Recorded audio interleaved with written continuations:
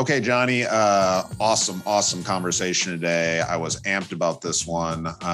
Been a big fan of hers for a while. We chatted with Dr. Anna Lembke of Stanford University. She's currently professor and medical director of addiction medicine at Stanford School of Medicine.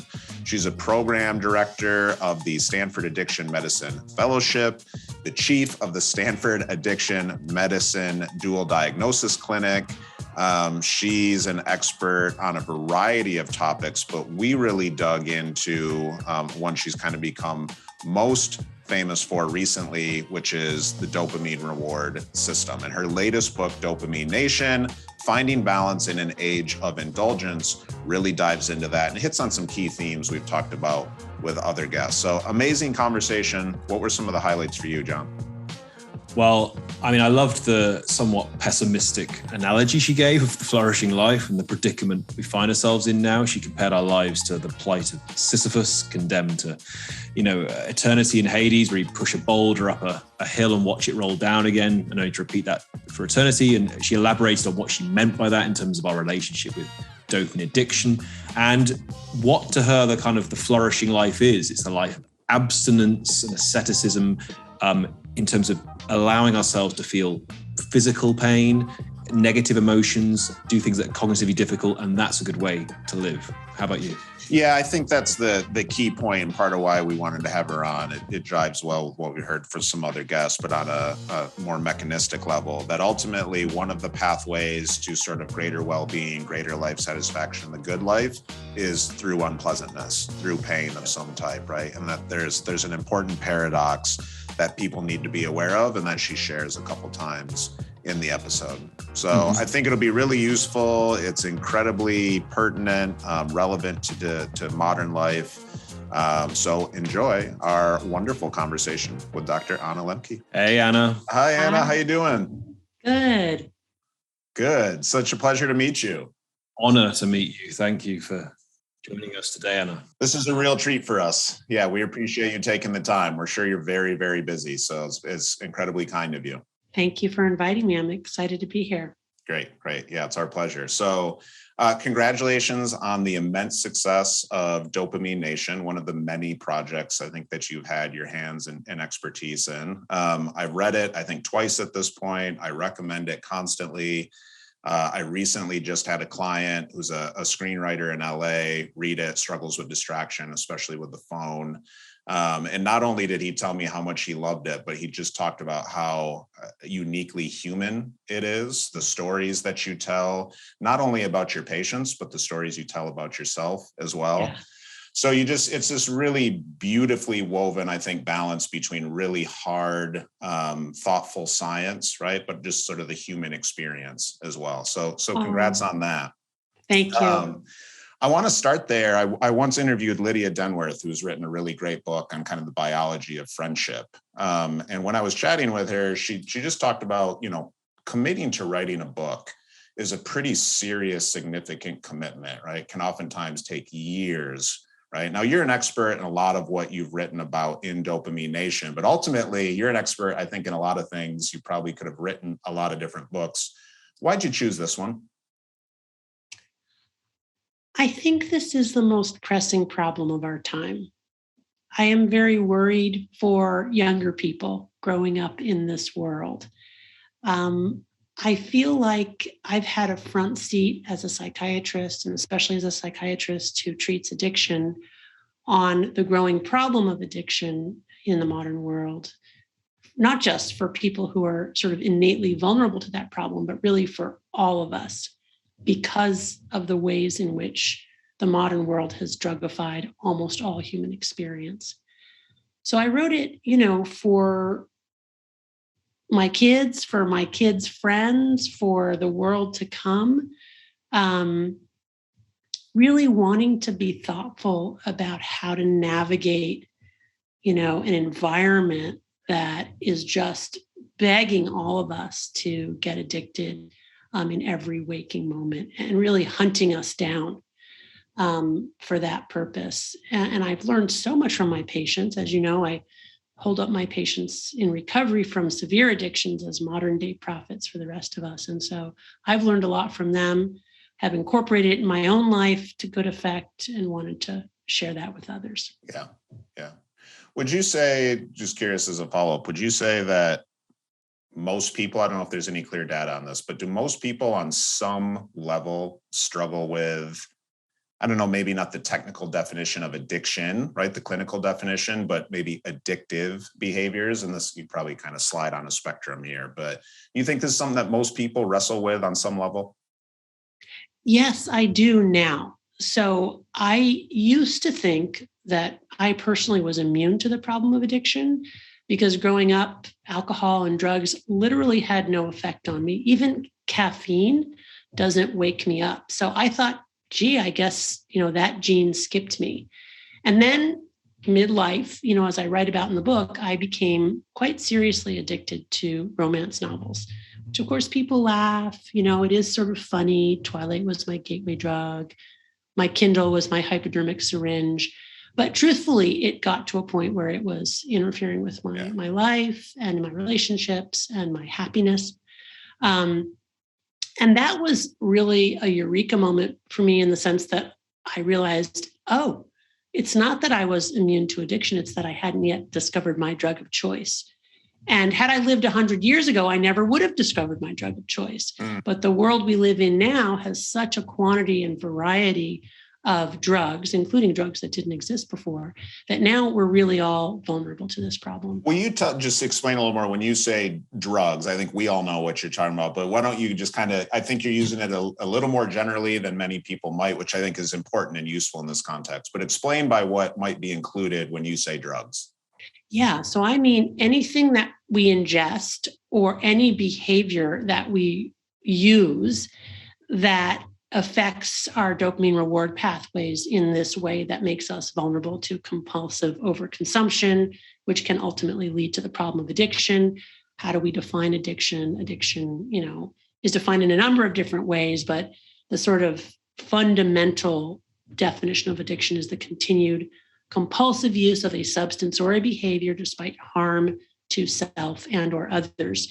And one of the main messages in the book is that there is some serious physiology or brain science behind this phenomenon. I mean, there are many reasons why people might be vulnerable to addiction, but at the end of the day, we're all vulnerable in the sense that we all have the same kind of motivational reward circuitry that makes us instinctively approach pleasure and avoid pain.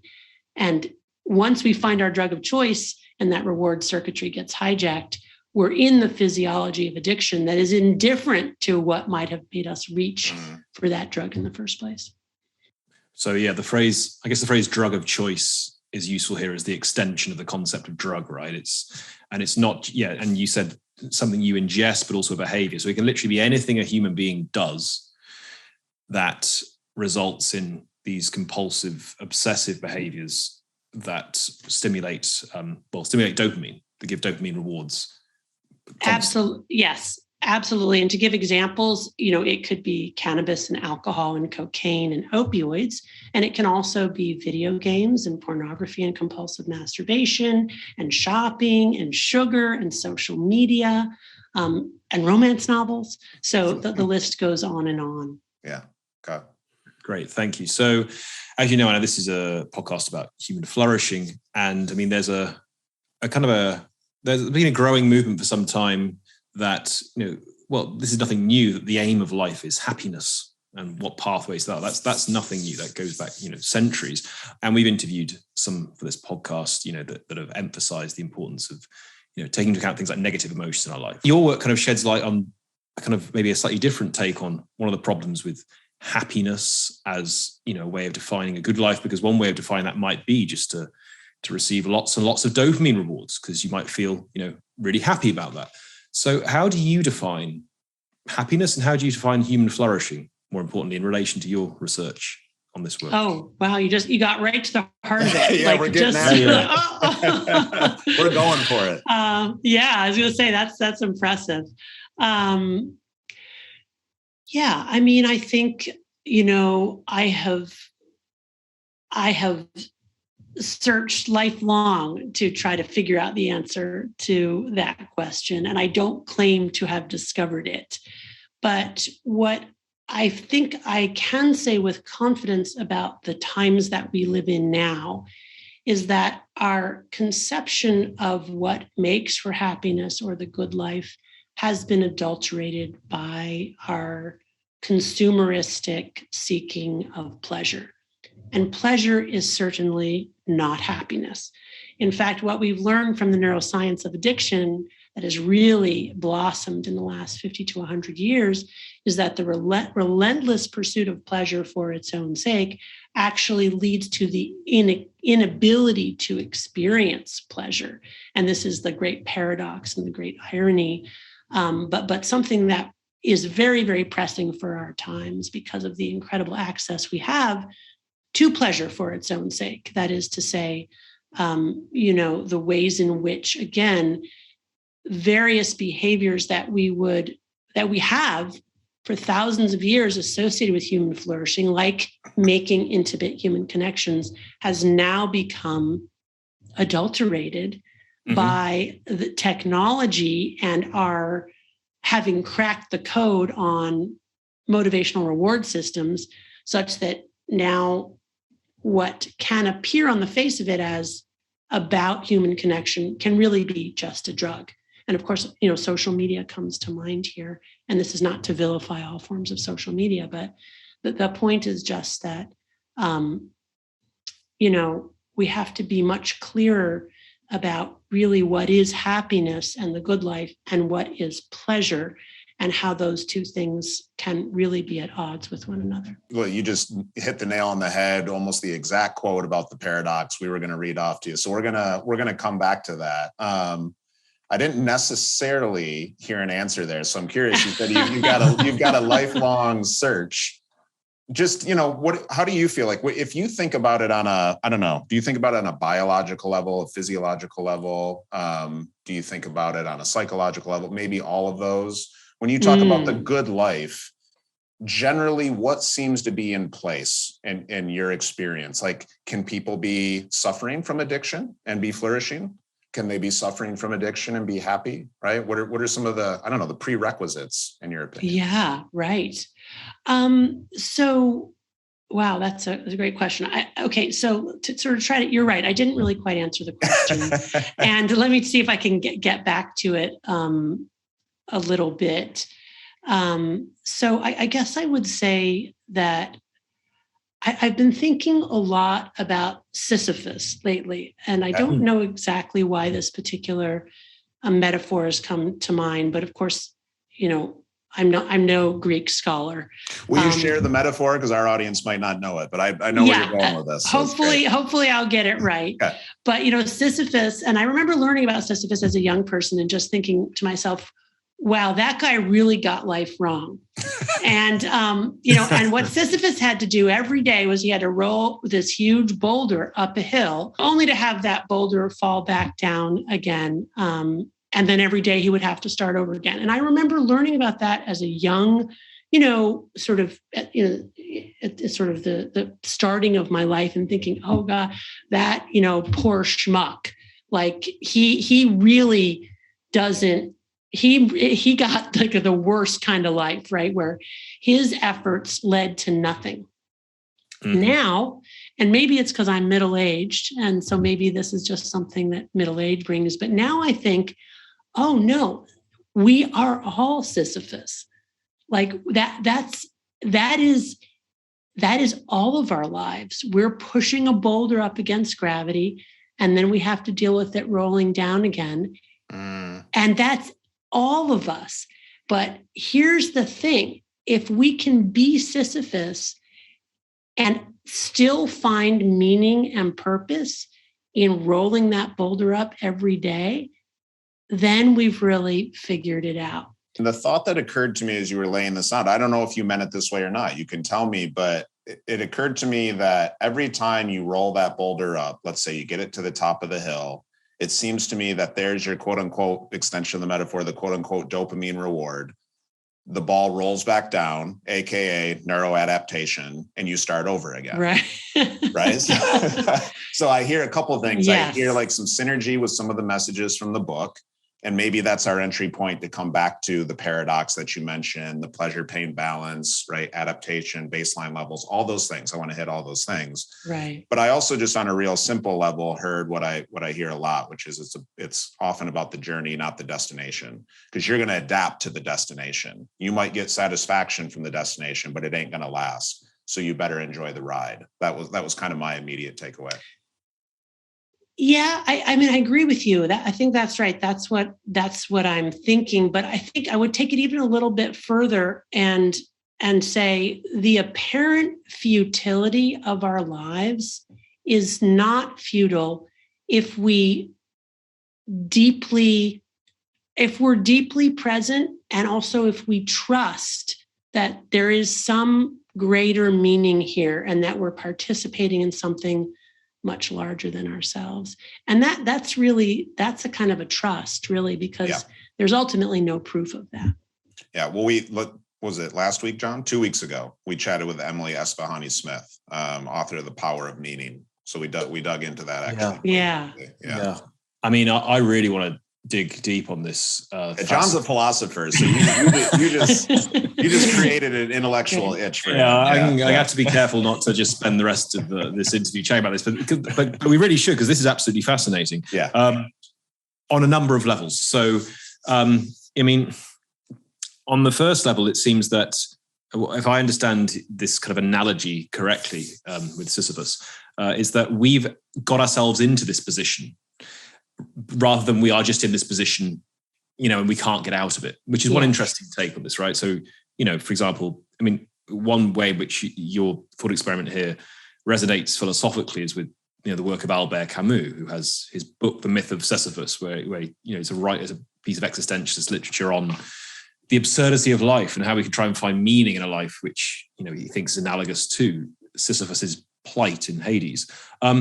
But in your analogy, it seems that human beings have got themselves into this analogous situation in life. And it's quite a pessimistic view of our predicament now, where life is like this just repeated struggle. I was trying to see how exactly it's analogous to our addiction to dopamine. It struck me that for this to, I thought one way you might go with this is that we're pushing the boulder up the hill and rolling it down, but every time we need a bigger fix, a bigger hit from dopamine. Yeah. So it's like, I don't know, as our muscles get stronger, as we keep pushing the boulder, we need a bigger boulder to push, right? We need to push it a bit faster and run after it quicker, because, we're not getting enough out of this quite meaningless behavior, which might be analogous to scrolling or some other addictive behavior that perhaps we're unbeknownst to us bored of doing. So I guess, there's so many questions I want to ask you. So I guess one thing is, should we not be trying to get ourselves out of this Sisyphus-style predicament, and how might we do that? And that's going to get to the broader question of how we battle our dopamine addiction. A number of questions Nick and I would like to ask you. But is it the case that you think that we weren't in this Sisyphus-style predicament in life, and that's what our dopamine addictions brought us to? Or are you seeing this more as a wider analogy with human flourishing in general, that dopamine addiction is kind of just exacerbated? Yeah.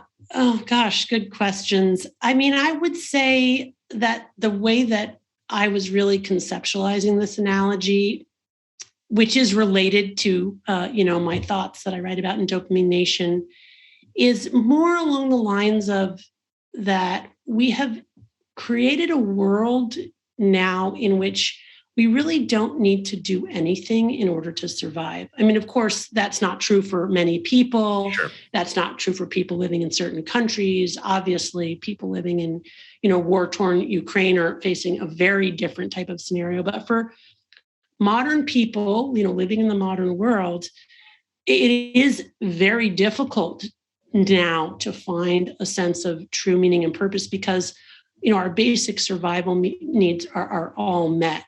And so I think I was thinking of the metaphor not so negatively, but just sort of like, given that reality, that we do in fact need to find meaning and purpose. Yeah. Somehow.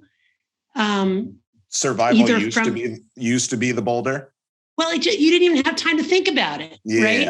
Yeah. Right. You just had to push. Yeah. And so, whether we're drawing that meaning out of ourselves or looking to something higher than ourselves or a greater power to draw that meaning, the point is that even with, we have these lives now that are very circumscribed, right? And, many, if not most of us, have these little routines that really, we don't have to do them, right? Mm-hmm. But we do them, and they're like we're devoted to them, and they're like this, and so there's a way in which we can be devoted to this cycle that I think is potentially healthy, and another way in which we can be devoted to our little project, whatever it may be, which is potentially very destructive. Let's go with that notion of cycle here for a second. Thank you for those answers. That was helpful and fun to kind of chew on. And I don't know that you necessarily describe it as a cycle, but in the book you really talk about this teeter-totter effect, right? The idea that what goes up must come down. Will you just start with sort of the basic fundamentals of what you describe as the pleasure-pain balance? We'll get to anhedonia. We'll get to the paradox. Will you just kind of set this up mechanistically for our listeners? Sure. So to me, one of the most important findings in neuroscience in the past 50 to 100 years is that the same parts of the brain that process pleasure also process pain. So those are co-located, and they work like opposite sides of a balance. So if you imagine that in your brain, in that special part of your brain called the reward circuit, there's like a teeter-totter, in a kid's playground, a beam on a central fulcrum. And when that teeter-totter, that balance is at rest, it's level with the ground. When we do something pleasurable, it tilts one way. And when we do something painful or have an experience of pain, it tilts the opposite way. One of the overarching rules governing this balance, which we have now discovered through very interesting neuroscientific methods, whether in animals or humans, is that balance wants to stay level. And with any deviation from neutrality, our brains are going to work very hard to restore a level balance, or what neuroscientists call homeostasis. So let's take, for example, if I eat a piece of chocolate, I really like chocolate, my balance tips to the side of pleasure. I get a little release of dopamine, our reward neurotransmitter, in my reward circuit in the brain, and yay, I feel good. But no sooner has that happened than I get these little neuroadaptation gremlins hopping on the pain side of my balance to bring it level again. But the gremlins like it on the balance, so they don't hop off as soon as I've achieved homeostasis. They stay on until I've tipped an equal and opposite amount to the side of pain. And that's that moment of wanting one more piece of chocolate, or the come down, or the after effect, or the hangover. Now, if I can I ask about this real quick? Yeah. This is super interesting, because just yesterday I was listening. I'm a big fan of your colleague, Andrew Huberman, and his podcast. Just yesterday, I was listening to the episode on sugar. Yes. And sugar cravings. And I'm going to forget the exact details of this, the mechanism behind this. I'm just a psychologist. But essentially, I think he described something similar, where when you have that, whatever the sugar is, right, sucrose, fructose, that you get, I think, kind of an immediate satisfaction, but that satisfaction really only lasts, he said, I think somewhere around 15 minutes or so. Is that a similar sort of mechanism that you're describing here? Like, we got our satisfaction, now it's tipping back the other way and kind of saying, hey, you want more of this thing to bring me back into balance. Yes, that's exactly it. And people can definitely get addicted to sugar. It's a potent releaser of dopamine. And again, the key here is that with sugar or any other rewarding substance or behavior, you get a release of dopamine, but your brain is going to immediately respond to those increased levels of dopamine by downregulating endogenous dopamine production and dopamine receptors, not just to baseline level, but below baseline level, before going back to baseline, which is homeostasis. And again, if you imagine that as you've got a pleasure-pain balance, you get a release of dopamine, it tips the side of pleasure, the gremlins hop on the pain side, and they tip you to the side of pain. That's the come down, the dopamine deficit state, that moment of wanting to get out of that uncomfortable state by reaching for another bit of sugar or whatever it is. Right. But if you wait, right, the gremlins hop off and homeostasis is restored. So the key point here is that the way that the brain restores a level balance is first by tipping an equal and opposite amount to whatever the initial stimulus was. It doesn't just go back to baseline after a deviation. It goes from the deviation to the initial pleasurable experience to pain, wanting more of that pleasurable experience, to a level balance. And is this proportionate generally? You know, whatever the spike is, you're going to see kind of an equal come down? So that is what the experiments show, that typically it's proportional. And it can be qualitatively. What's interesting is it's like qualitatively potentially not exactly the opposite of whatever the initial stimulus is, but it's broadly speaking a kind of reinforcing or positive experience followed by a negative or aversive experience. Okay. And how does can I just ask, how does the baseline over time shift with those spikes and downward inversions of the spikes? So will the baseline generally with more and more dopamine stimulation over time go down? Now, I'm thinking of baseline here as general state of mind, general mood, or is there a way in which it goes up, or does homeostasis kind of always restore it to roughly the same baseline? Right. So now you're getting to the key of what happens in the brain as people become addicted. That essentially, once those gremlins have been formed in response to a rewarding stimulus, they might hop off the balance, but they never entirely go away. And they like it on the balance. So they're waiting in the wings to hop on again. So that means with repeated exposure to the same or similar reinforcing stimulus, those gremlins start to multiply. And over time, you start to get more and more gremlins hopping on the pain side of the balance, which means that with repeated exposure, that initial deviation to the side of pleasure gets weaker and shorter in duration, and that after response to pain gets stronger and longer in duration. So eventually you end up with enough gremlins on the pain side of the balance to fill this whole room. They're camped out there. They're not going anywhere. And that's when we've changed our hedonic or joy set point. So when people become addicted, what's essentially happened is they're walking around with a pleasure pain balance tilted to the side of pain, right? So that means first of all, they need more and more to get the same effect, right? Not to feel good, but just to feel normal and level the balance. And when they're not using, they're walking around with a balance tilted to the side of pain, experiencing the universal symptoms of withdrawal from any addictive substance, which are anxiety, irritability, insomnia, depression, and intrusive thoughts of wanting to use. So to push the Sisyphus analogy a bit further on this and just map that out as a useful way, it's as if kind of Sisyphus has to push the boulder higher each time to get the same stimulation that he felt before, but also has to watch it go even further down the hill and then go and pick it up for, and his kind of baseline mood in doing this goes even further down. So he needs that further stimulation to go up. Is that one way of stretching this? Yeah, that works. That works. That works.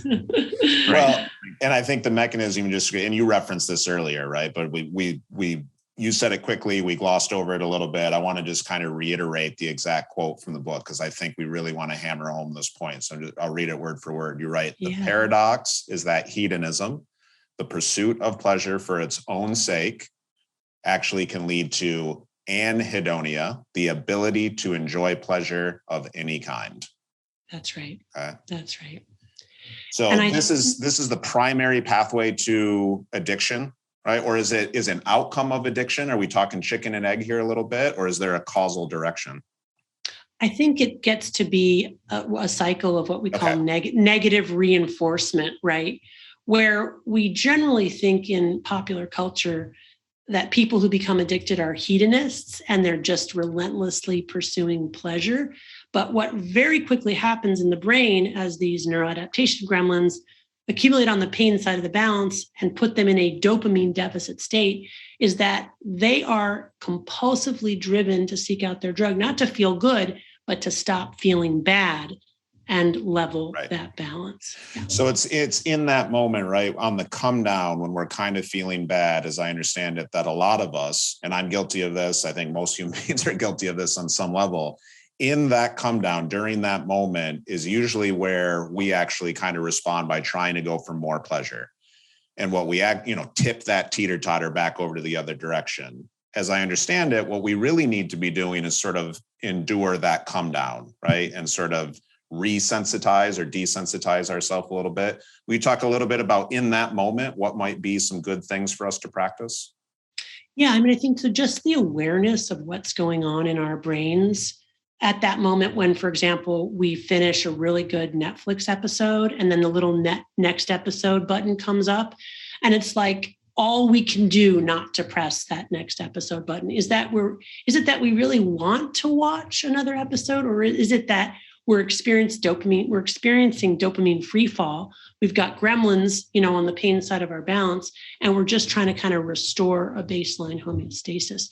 So I think that's a really important frame or awareness. I had a reader who emailed me and said, the balance and gremlins analogy really has helped me quit smoking, because every time I have a craving for cigarettes, I just imagine the gremlins wildly hopping up and down on the pain side of my balance. And I'm like, those nasty gremlins, I'm going to beat them. And I'm going to wait long enough, for them to hop off and for that craving to pass. Yeah. And so I think that's kind of that framework, I think can be, really, really helpful. And then more importantly, taking it one step further, in addition to thinking about what we can do when we're in the dopamine deficit state, is to acknowledge that the continual consumption of these highly reinforcing drugs and behaviors creates the dopamine deficit state in the first place, such that we might actually want to avoid these pleasures because of the enormously high price that we have to pay for them. Just because it feels good doesn't mean it is good. Well, it's not just that doesn't mean it is good. It's that just because it feels good in the moment doesn't mean it's going to feel good down the road. Right. And that the cumulative effect on your feeling is that you will feel, in fact, bad. Right. So it's not something like delayed gratification. It's more than that. It's long-term thinking of this enjoyment now isn't at the cost of greater enjoyment later. It's that this enjoyment now may in fact lead to me feeling worse later. This is really the key, John. This is really the key that I want to communicate to people. It's not just that, I'm kind of depleting my dopamine source such that this thing isn't going to be as fun next time around. It's that, wow, doing this thing puts me in a dopamine deficit state such that I will actually be anxious, depressed, not able to sleep, and all kinds of other dysphoric types of experiences.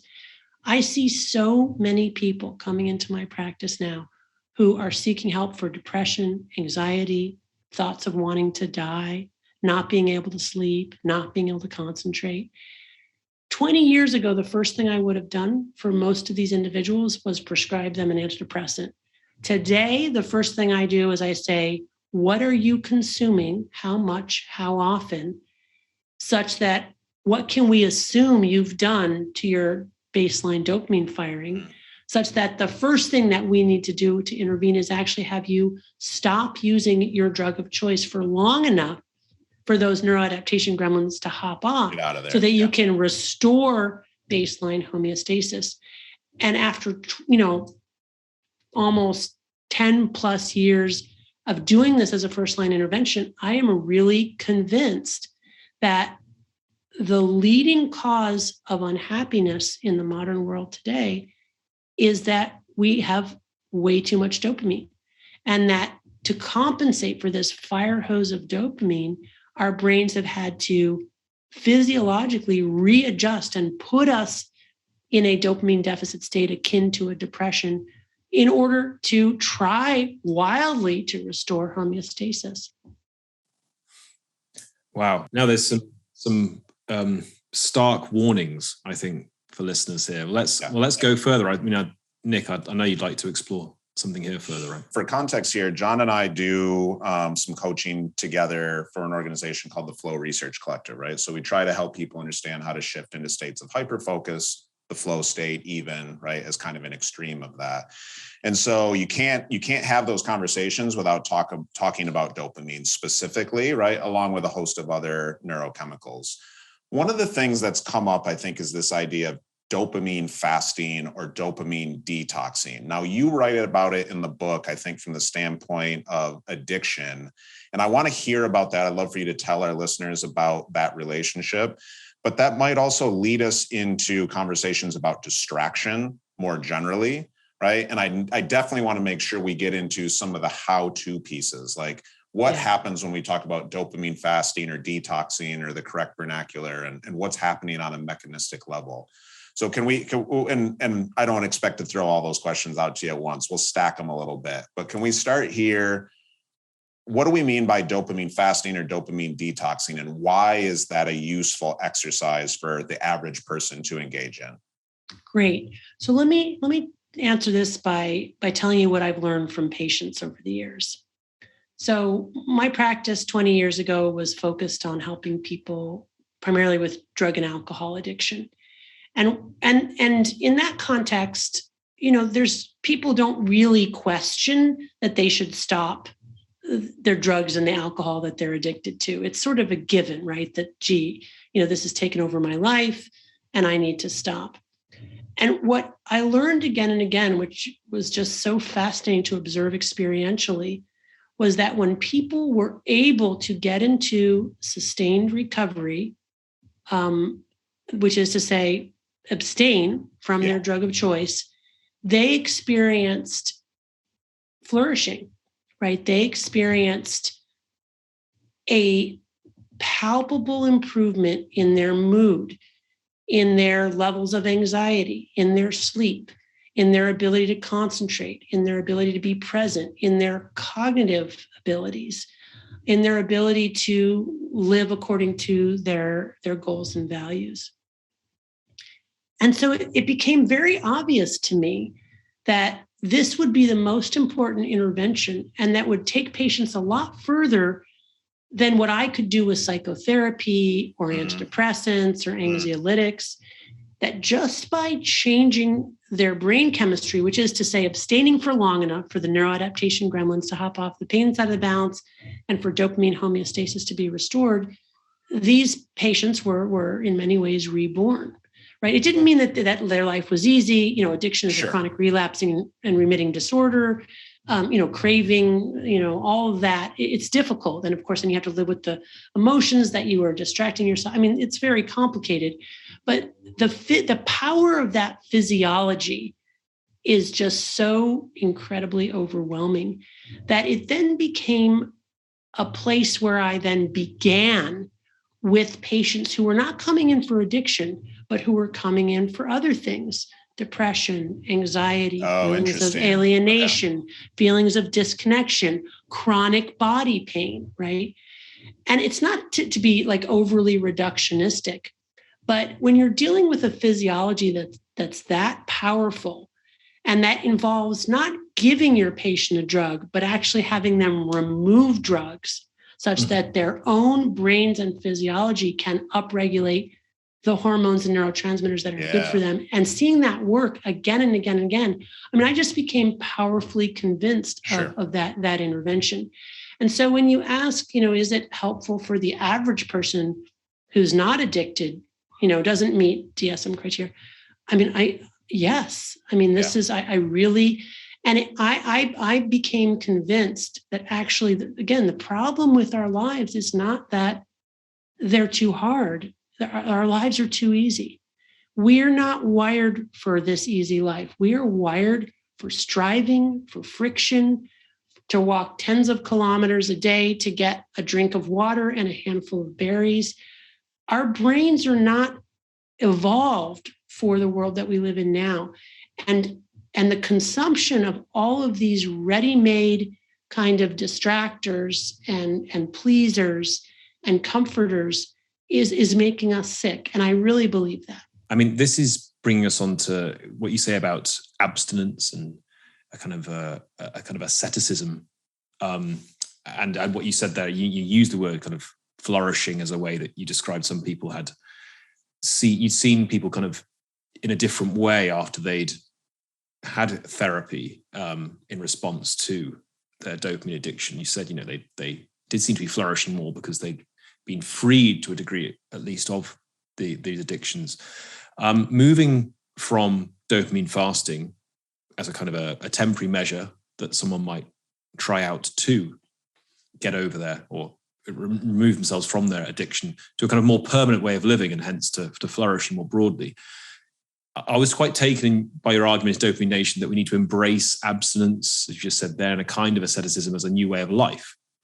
And, to bring in some of the technical terms you speak about, because, thanks to neuroplasticity, homeostasis will be restored after enough of a break from dopamine such that it becomes your way of life, your way of being. So could you describe the kind of form of abstinence and asceticism you have in mind as a full way of life rather than just a kind of a dopamine fast? Yeah, I mean, I think, first of all, it takes a major cultural reframe, because we have this notion in modern life that pain is bad and that we should avoid pain at all costs. And that if we're experiencing pain, something's wrong with our brains, or something's wrong with our spouse, or something's wrong with our job.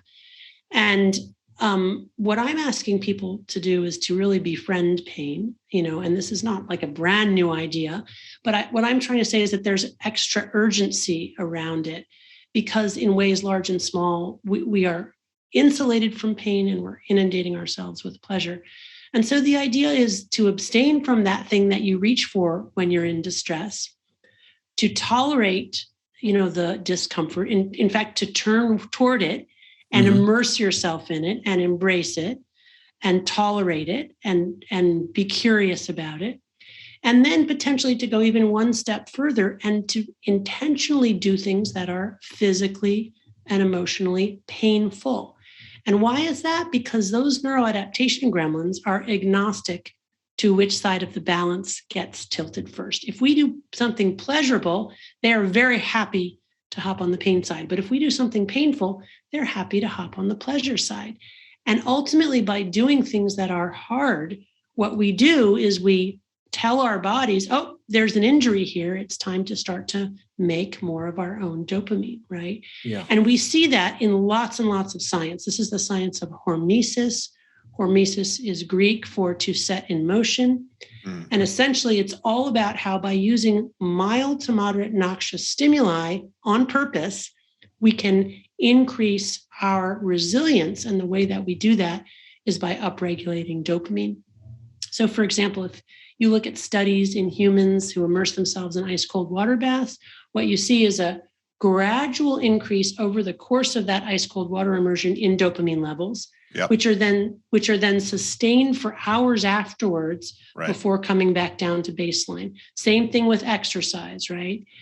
And so essentially, if you compare and contrast that with an intoxicant, what you get with an intoxicant, you get a sudden spike in dopamine, then you get dopamine free fall below baseline levels. That's that withdrawal, the dysphoria, the anxiety, the dopamine deficit state. And then you go back to baseline. But with painful stimuli, you never have to do that because you're paying for your dopamine up front, right? You're doing the hard thing first. You're intentionally inviting that into your lives. And then you get a very nice reward. And the reason that's important is because we are creatures of desire. We cannot expect ourselves to just never, reach for dopamine. That's not, we're strivers. We want to reach for dopamine, but how can we do it in ways that are healthy and adaptive? And I think the ways that we can do it that are healthy and adaptive are by doing things that are hard and creating that friction that then allows us to get that dopamine rush indirectly, which will make it less vulnerable to the problem of tolerance, dependence, withdrawal, and addiction. Not totally invulnerable, but less vulnerable. So I'd love to go that route for a second and just stick on the how-to. So the cold exposure is a great example, really wonderful science around that. We mentioned your colleague, Andrew Huberman, right, just released another episode on it, I think this week. Have you had a chance to read Paul Bloom's new book? I read about it. I've read about it. I've heard it's great, but I haven't had a chance to read it yet. It's great. And John mentioned we chatted with Todd Kashdan. When I think about the psychology of, I think, what you're describing. So I was curious if you had read it, because I'm wondering if you just described the mechanism that we see as sort of, from psychological experience, which is basically chosen suffering, if you will. Key point here, chosen, right? Yes. In many cases can be, and this goes back to Sisyphus, can be a very meaningful experience. Right. And through that can be I guess, in effect, a pleasurable experience, right? Or a positive experience, if you will. Yeah. And I love how you brought Sisyphus in, because when I think of Sisyphus, I'm really trying to reframe a myth that is supposed to exemplify futility into something that we could actually reframe as very positive, right? Sisyphus chooses every day. I mean, yeah, granted, he's in Hades, so maybe he doesn't choose it, but we're kind of living in Hades now, so he just says, okay, I'm going to make the best of pushing this boulder up, and I'm going to make it work for me. And so that's exactly what we need to do. Every day we wake up. So will you tell us more how? Like cold exposure, great. What else might be on the list? Simple, tangible that people could do, almost any space, anytime. So I've gotten lots of emails from readers who talk about martial arts, all different forms of martial arts that also reframe pain and really embrace pain and think of pain as something positive. It doesn't just have to be a physical type of painful stimulus. It can also be something that's emotionally difficult or challenging, or cognitively difficult or challenging. I'm sure you all talk about that all the time in your flow work, right? Yes. Where you do this kind of, mental immersion into this space that's importantly very immersive, free of distractions, but also effortful. Like there are moments, it's so funny. We talk about alerts and all these things that interrupt us now, but what I experience personally is my mind is always wanting to interrupt itself, right? So I'll be doing something and I'll be like, well, I could really check my email now. I could do that. Right. I could do that, but that will really distract me. So sitting with that feeling and then allowing myself to not do that, and then to continue to move forward with the task, the immersive task. That's very effortful. Like it's difficult. It's because like you said, right? Nice. In this, I'm so glad you're bringing us to this bridge, because so first of all, part of what we teach with Flow Research Collective, our executive director, Stephen Kotler, uses this language. First step to get into flow is struggle. Yeah. Right? You have to engage in something. He has this great line, flow happens when you say yes to the fight. I love that line, right? Yeah. You got to rise to the occasion. You got to push the boulder, right? All the things involved with that. But in the meantime, right, when you're in that struggle and it's unpleasant, if you can't endure that, if you can't navigate that, right, what's going to creep in and pull you away? Distraction. And saying, this is easier, this is more pleasant, this is more fun, come engage with me. And so this is why I think your work is so important. Addiction and distraction and focus and these other things that can John talks about all the time, right? Attention being one of our most precious resources. Yeah. And I think, one of the things that we have to really emphasize here is that I see a lot of people who are convinced that this experience of distraction is unique to them, and that it's a form of psychopathology, and that their brains uniquely do this to them.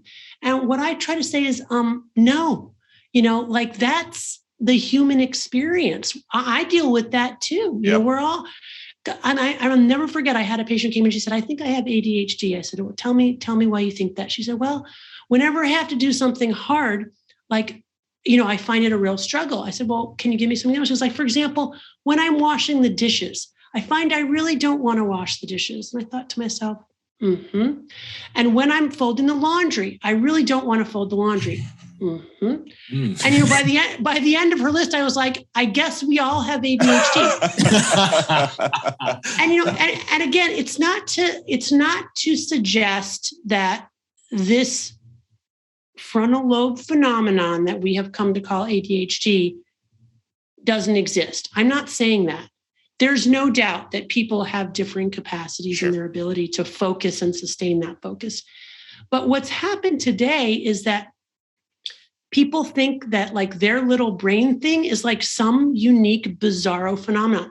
For example, I remember when I saw Elon Musk on Joe Rogan, And Elon said, I constantly have thoughts all the time. They're going on and on. I can't stop them.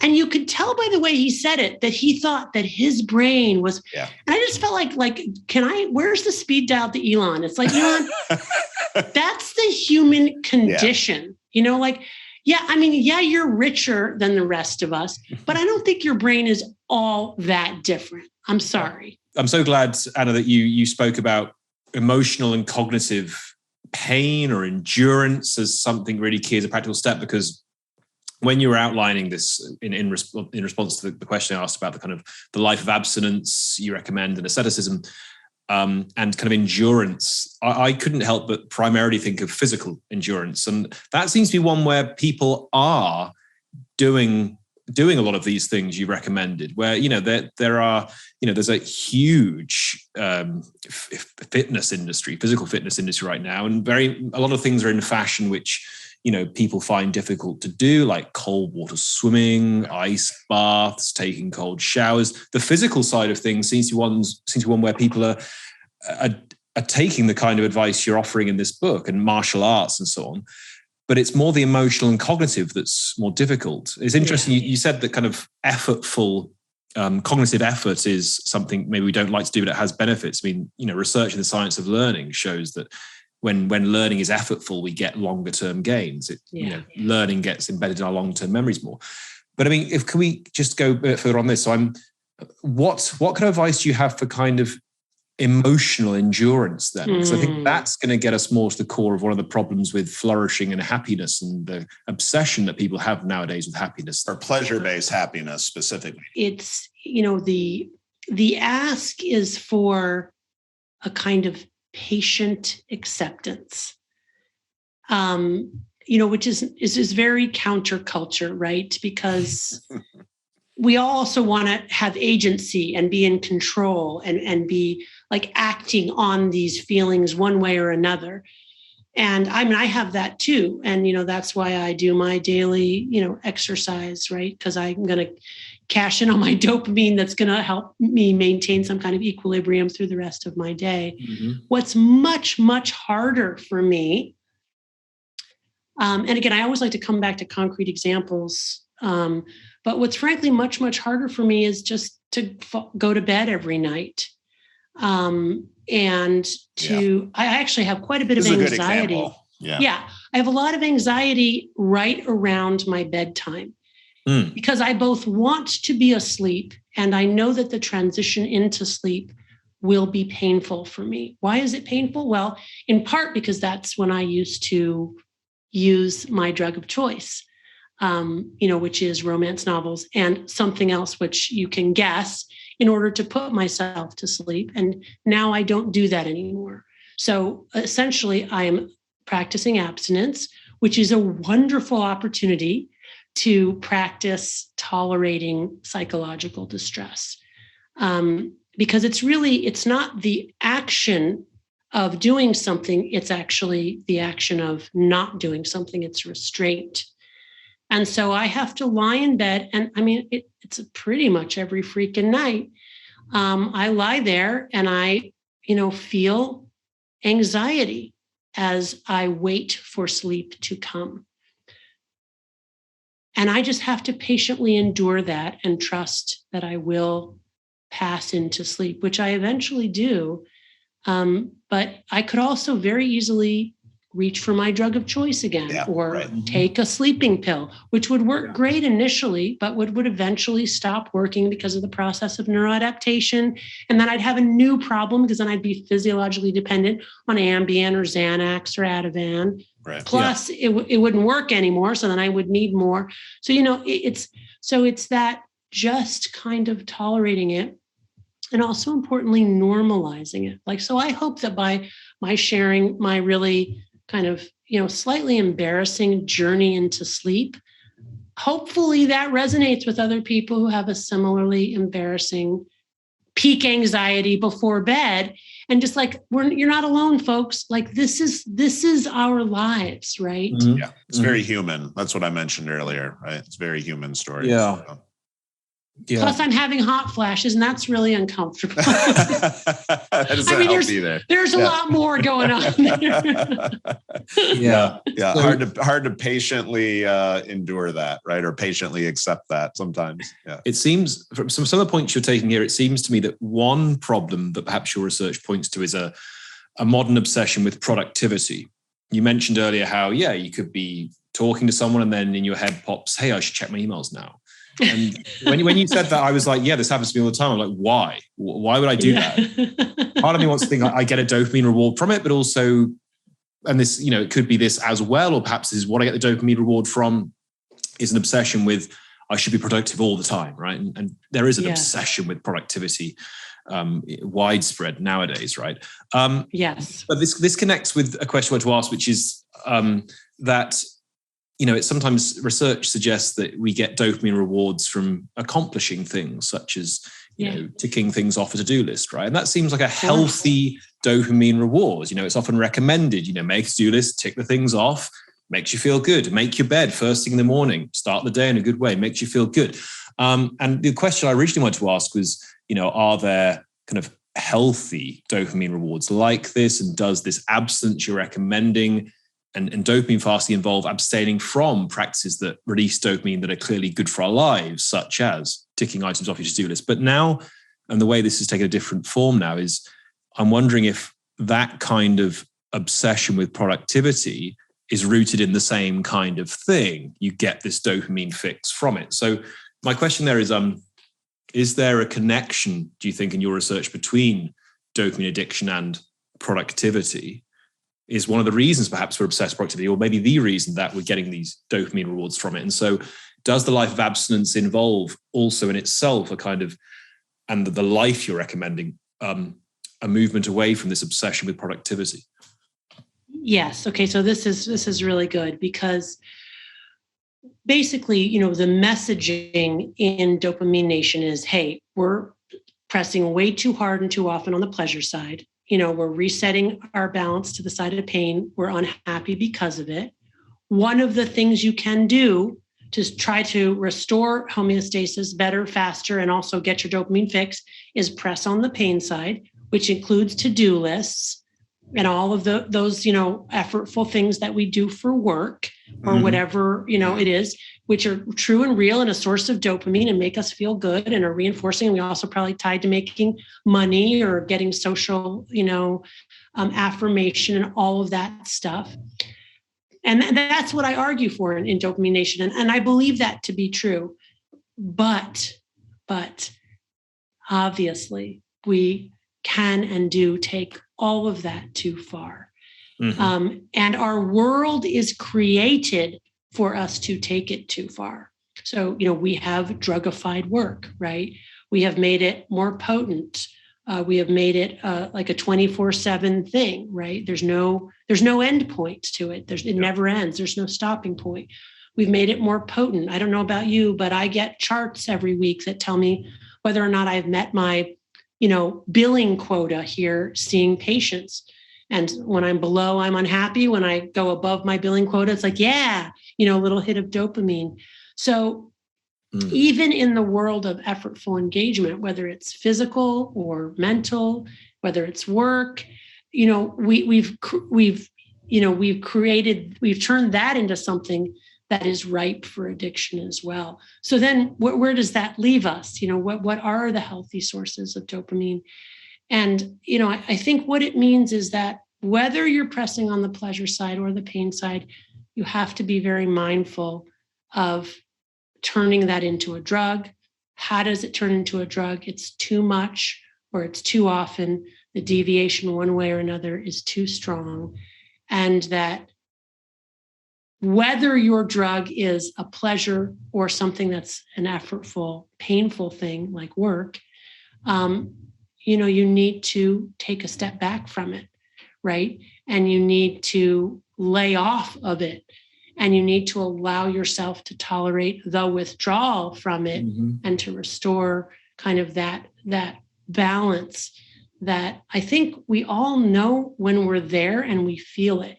Now, COVID was a really interesting sort of social experiment on a grand scale because for many people, it was a huge step back from work and productivity that was imposed by the environment, which was for so many, although, obviously a hard time for many people, but for what's, not as freely discussed was what an incredible relief it was for so many, right? That the sort of the rat race of productivity stopped for a while, and you didn't have to feel the same fear of missing out because everybody had to slow down. And so this slower life that we all led then, I think a lot of us felt a relief, and like kind of an ability to just catch our breaths and feel more centered and to connect with things that are sort of restorative without getting us into the chasing dopamine, kind of compulsion that is exactly what we need to avoid. I would also say that this phenomenon of like you're talking to somebody and then you think about checking your email, which happens to me all the time. Yeah. So that's playing out on a couple of different levels. On one level, it's the dopamine hit of something in the email that might be either really good or really bad, because dopamine responds to aversive stimuli too, like a fire that we need to put out, or just wanting to get to the zero inbox, right? Like the Sisyphus goal of the zero. I'm going to keep going zero inbox, right? Which is elusive, right? We never get to the zero inbox. Yeah. So that's playing out and is related to dopamine. But on another really interesting level, it's also like a defense against investing in the relationship with the person that we're talking to. It's easier to slide out than to say, okay, how can I make this conversation like actually meaningful and interesting? So this is where we get into the thing where it's not, it's both the avoidance distractions, that result from thinking of our drug of choice, but it's also avoidance more generally. Yeah. Like our fear of truly engaging deeply in the moment. We have a great deal of fear around that and what we might be risking in doing that. Mm-hmm. Right. Closely connected, you kind of referenced it earlier, but to procrastination, I think, which, as I understand it on a sort of neurobiological level, is basically like the presence of unpleasantness, right? And the avoidance of it on a conscious or maybe even subconscious level, right? Yeah. I think procrastination, there's a lot of, what I see in my patients is there's also a lot of perfectionism that comes into play with procrastination, and that fear of, if I can't do it perfectly, I'm not going to do it at all, or I can't even begin. And so for that, I think it has to be kind of an embracing doing it imperfectly or doing it even badly and being okay with that. Yeah. Fantastic.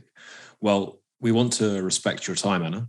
We've already been talking for a very long time. And we know you're extremely busy. So and you've nailed it. So much good stuff already. This is really great. Thank you. It's been very immersive talking to both of you. Would you mind if we asked you our final question today? Yes, please. Okay, so we have this signature question we like to ask all of our guests. We call it the flourishing question. It's very simple, it's practical. What's the one lesson on flourishing that you'd like our listeners to walk away with? And what might be a practical step for putting that lesson into action? All right. Well, the one lesson I will leave you with is, if you find yourself in a moment of feeling anxious or low or unhappy, and you, of course, instinctually want to reach for something to relieve that feeling, what I suggest you try as an experiment is to do something opposite of that and do something really hard in that moment that you really don't want to do, to see whether or not, by embracing something that's either physically or mentally very challenging for you, you can, through the theory of emotional relativity, find yourself feeling better afterward. Love it. Wow. It's really excellent. That's great. Yes. That's great. So that's Einstein's theory, by the way. Einstein's theory of emotional relativity. Noted. Appropriately cited. So Anna, this was a real pleasure. Dr. Anna Lembke, your most recent book, Dopamine Nation, Finding Balance in an Age of Indulgence. This has been a real treat. I'm a huge fan of yours. I know John is too. We're really looking forward to this. Thank you for the time. This was really wonderful. Yeah. Thank you. It was a real joy for me. Good. Thanks so much. So where can people find you, interact with you? Social media, Stanford website? How can people get in touch? So I'm not on social media. Okay. Yeah, I wouldn't be able to handle it, I think. Abstinence. Yep. Yes. Yes, that's right. But, folks can find out more about my work at annalemke.com. Okay, great. Excellent. Anna, thank you so much. Really appreciate it, and look forward to hopefully keeping in touch. Yeah, that would be great. I'd love to hear, how this whole venture goes for all of you, and also, hear more about your work going forward. Thank you for your thoughtfulness. Anna. Yeah. Thank you. Appreciate it. Yep. Have a great week. Take care. You too. Huge thanks to all of you for listening to today's show. If you like what you heard, please share it with friends, family, colleagues, and be sure to leave us a 5-star review. You can also find us on all social media platforms. We've got our own YouTube channel, and you can check out our website at flourishfmpodcast.com. We'd also love to hear from you. There's a survey in the show notes you can complete, where you can complete any suggestions on guests you'd like to hear us interview, or particular topics or themes you'd like to hear us talk about. We'd love to hear your feedback on that. So your feedback would be greatly appreciated if you could fill out that form. Until next time, thank you very much for joining us today. And keep putting in the work.